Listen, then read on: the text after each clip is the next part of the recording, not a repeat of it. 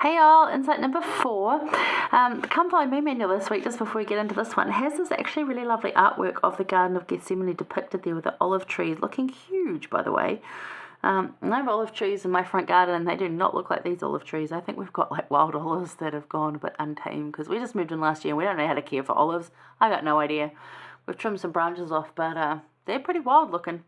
And this is, of course, and you remember back in those days, they did not have cameras, but this beautiful picture there. I thought, I don't know, if you want to go look at your Come Follow Me manual, I don't really like this one. I think the colours in it do it for me, like a little bit of purple, but it still shows that, like, the rich area of a garden, but it's totally, like, of that area, and Jesus is talking to a few people there. I just think it's really pretty.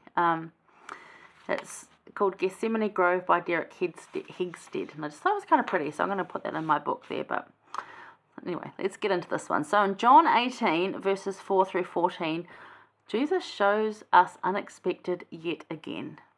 Now, we call him the unexpected deliverer. He's not your regular reaction guy. He's going to do things, and like, for you and for others, and you're going to go, I never would have thought of that, or I didn't expect it that way, but that's kind of who he is, and that's what makes it so awesome. So he shows us unexpected again. So 4 through 14, this is where he's betrayed and arrested.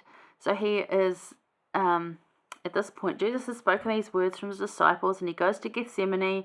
It's his praying place.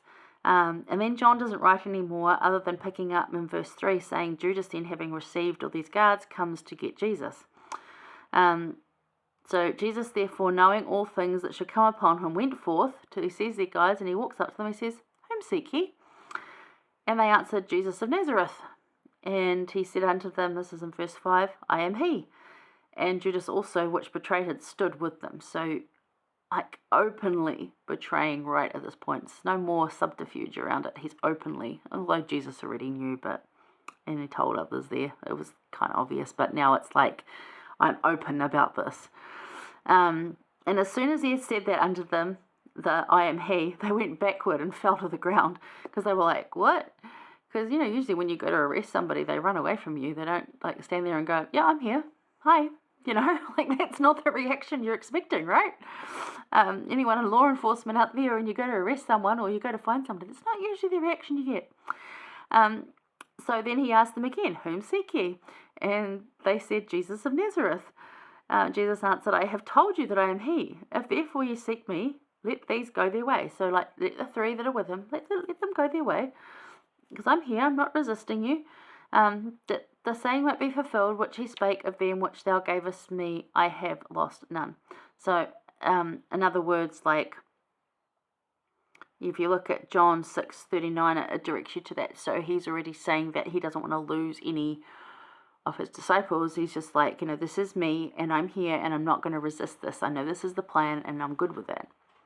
So then Simon Peter, having a sword, he drew it, and smote the high priest's servant, and cut off his right ear, and the servant's name was Malchus. And you think, well, John's a fisherman. Now Peter's a fisherman. It's probably was going for something a bit more than an ear, but took his ear off. And that was that reactivity that he had to temper down as part of his conversion. So remember, like, from the last insight, we're kind of jumping in to the bit that we missed in between, but it just worked better this way. And then Jesus said unto Peter, Put up thy sword into thy sheath. The cup which my Father hath given me, shall I not drink it? As in other words, is enough of this fighting. This is the plan. I told you not to enter into this temptation, to continue to pray so that you don't fall into this, wanting it to be different. I know you're trying to protect me. I get that you're trying to do everything to be a good friend and a brother and to love me, but enough. Don't do this. And the band and the captain, the officers of the Jews, took Jesus and bound him. But if you look at, so this is John's version of it, and he was led away and that. So we put that. But if you look at Luke's version, which we'll just go to briefly, back in Luke 22, 50 and 51, and one of them smote, so it just says one of them, so that's why, but we know it was Peter, smote the servant of the high priest and cut off his right ear. And Jesus answered and said, Suffer us this far. And he touched his ear and healed him. So you're there with this all happening. You can imagine all the guards standing around going, he cut off his ear, and here's Malchus going, because it would have hurt, right? Like, that would have been pretty sore, bleeding everywhere. And Jesus like, okay, I know you're going to arrest me and take me away. Peter, put away your sword, picks up the ear of Malchus or whatever, or just goes to him and heals it and says, okay, now let's go. And that's unexpected for them. They're like, oh, we don't know what to do with this. Like, how is this a guilty man? This isn't the signs of a guilty person. So in other words, unexpected and yet incredibly kind and loving. So they take him off to Caiaphas, and they have this whole big discussion about what to do with him, which is where we just talked about in insight number 3, where Peter denies him 3 times. But, so, let's look at this. Jesus shows up unexpected again. Judas, having got his silver and with a large guard of men, goes to get Jesus arrested, or see Jesus arrested. Verse 4, whom seek ye? They weren't expecting Jesus to go willingly. Most people being arrested, as I said, try and escape. They're like, uh-oh, here comes the police, let's gap it. But he's like, no, who do you seek? Yeah, I'm him. Off you go, let's go. Peter, being that protector, lashes out, taking off Malchus's ear. Jesus then calms Peter and heals Malchus. What would these guards have thought? Like, really, what would these guards have thought? Was Judas still bitter at this point, or was Judas standing there going, oh, actually, I think I've made the wrong decision? Like, at what point did Judas go, I've mucked up? You kind of wonder, eh? I kind of want to ask him sometime. I do feel a bit bad for him. Somebody had to do this, and he was the one that fell for Satan's temptation. I kind of do want to talk to him. I know it's like what he did was bad, but there's repentance for all of us. Yeah, I kind of just want to, I don't know, find out a bit more about him and why that happened to him, and what were the weaknesses in his armor. Like, what was he falling into that temptation of wanting things different? Was he having expectations that weren't being met, and that's where he got this bitterness from? That's where he allowed Satan to get in there and, be that earworm of like, it's not how it should be. Jesus is doing things that aren't going to help people. This is causing problems, and so that just leads you to a bad place, and it led Judas to a really bad place. To those who know Christ, he still surprises us. How much more unexpected then to those who don't know him? So we know Christ, and he still comes in as unexpected. So how much more unexpected to people who don't know him? They were really thrown by this.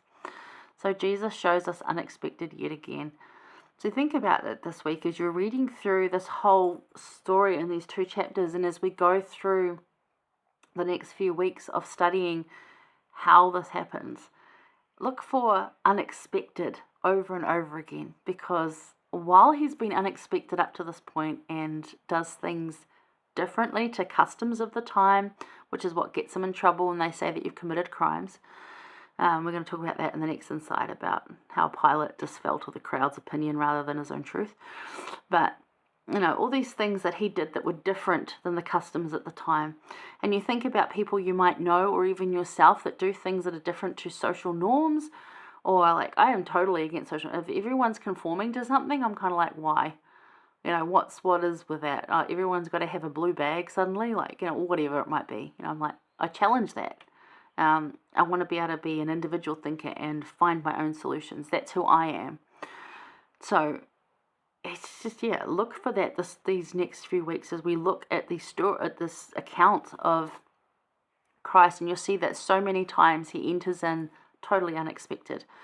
The way he saves the thief that's on the cross next to him, unexpected. It's not what most people would do. Most people would say, you're a thief, you're going to hell, done, goodbye. He's like, no, you'll stand with me today in paradise. That's how it's going to be. There's different things all throughout this that really does show that he challenged the way people were thinking, the way the culture was, and it was all about making it better, more loving, more forgiving, more kind, just better. All the things President Nelson in this last conference admonished us to do. These are not new things. These are things Christ taught too, and we just need reminding of them, to be kinder, gentler, give more grace, all those things. And in a world that's so harsh, they come across as unexpected. So go out there and be unexpected. Surprise someone with goodness. Be kind to people that don't think they deserve it, or that just situations that were ugly, and calm them. Like, you can do that. So think about that. Anyway, hang around. We're going to finish off in the last few verses of John. I'll see you there.